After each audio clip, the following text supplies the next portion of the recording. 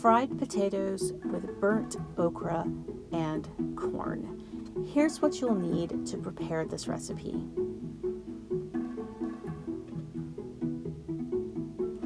The first step is to prepare your vegetables. Slice the okra, dice the potatoes and onion, cut the corn from the ear, and mince the garlic.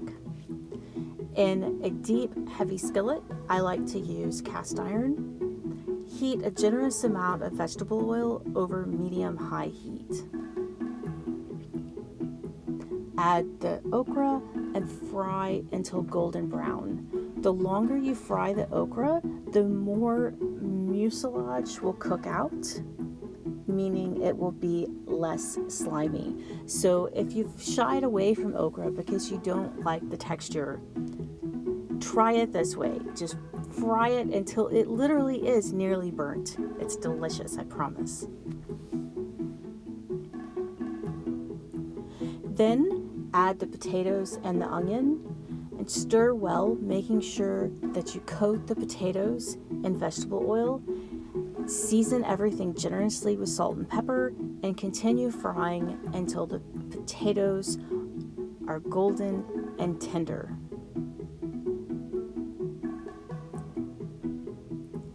Push everything to one side of the skillet and add the corn and the garlic and continue cooking until the corn is heated through and beginning to take on just a little bit of color, and of course your potatoes and okra have continued to deepen in color.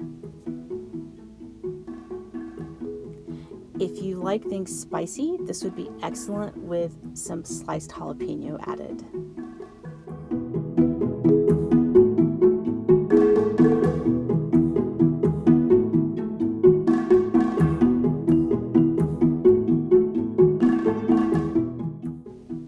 Give everything a taste, making sure you get a bit of okra, a bit of potato, and a bit of corn in your bite, and season with additional salt and ground black pepper if necessary.